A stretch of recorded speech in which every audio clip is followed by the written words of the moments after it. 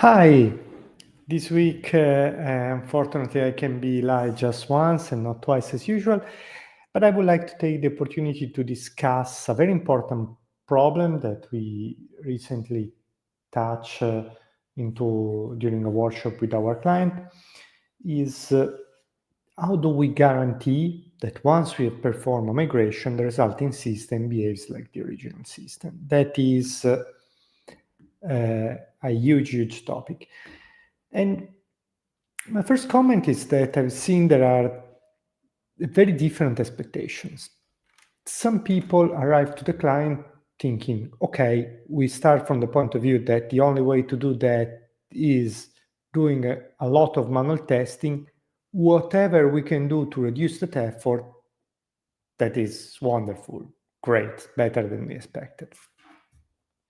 And we have other clients arriving to this meeting saying, I don't expect to do any work. I expect you to somehow do some magic and then just demonstrate me without any doubt that the new system behaves like the original system. Unfortunately, the reality is that we are closer to the first scenario than the second. And why is this the case? Now, what we need to do is to verify that the new system behaves like the old system. Great. Now, how does the old system behave? Is there any formal description of this behavior? The answer is typically no, and so we need to create it. The answer is typically no because there are no unit tests or other kind of automated tests that we can use to get the description of this behavior, the expected behavior. So something that says, in this system, when I have this data and I do that, the result is this. These data are changing this way, this file is produced, this side effect happened, like a credit card being charged or a shipment label being generated or whatever. There is no such formal description. Now,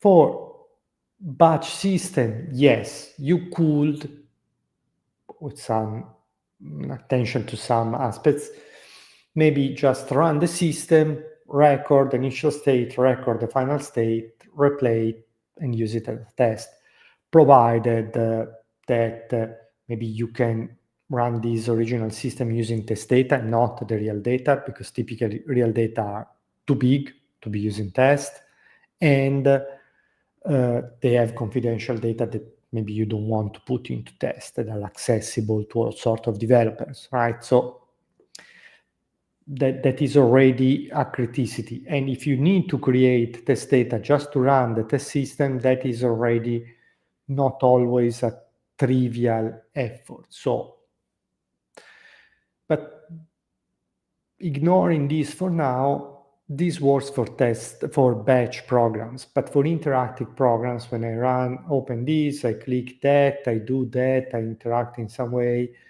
and maybe I want to represent also exceptional case, like, okay, if that field is not populated correctly, if that value is unexpected and so on, this approach doesn't work as well. Also, the recording approach works, I think, if you have a limited amount of tests, because it's also expensive to do this recording. So, in other cases, you need to figure out a way to describe this behavior.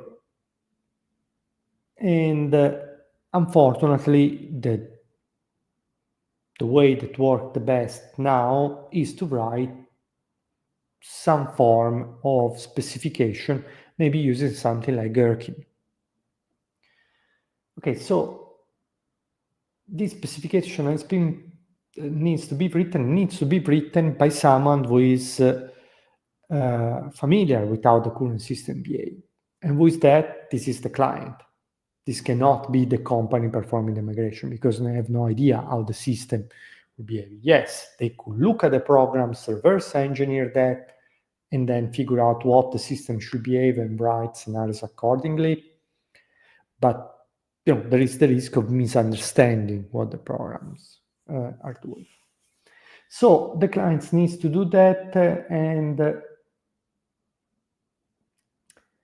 that is a lot of effort. This is a lot of effort, especially if the client is not aware of what the program should do. So the client is typically aware of what some of the programs should do, but not all the programs. And for the programs that they don't remember what they should do, they need to open them, figure that out, and write the scenarios accordingly, which is a lot of work. So covering all the scenarios with this approach is very challenging, and there are maybe techniques that can be used to accelerate this, like LLMs. Maybe once you have written a few scenarios, we can feed into the LLMs and maybe having them draft some scenarios that they still needs to be reviewed by humans. But yeah, that's the unfortunate reality that if you want to test against some specification, you first need to provide the specification. Otherwise, what our test should expect to verify, if there is no formal description of the expected behavior of the system, and it frequently cannot be automated generated by exploring the code. So that is this big challenge. However, a few considerations.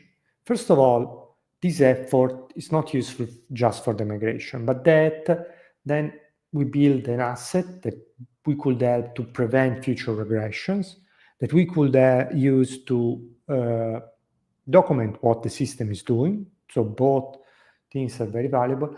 And another way to look at this is that even if we test a fraction of the programs that we are translating, maybe the one that we feel are more important, we have still more tests than before, because before we had exactly 0. And so that is a way to look at this. It's not ideal.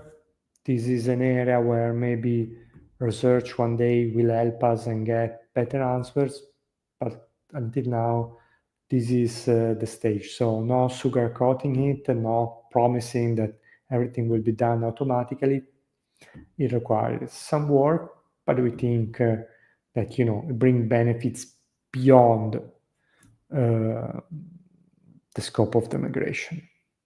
So I hope it makes sense, and as always, I look forward to hear any comments, feedback, or any other of your reaction.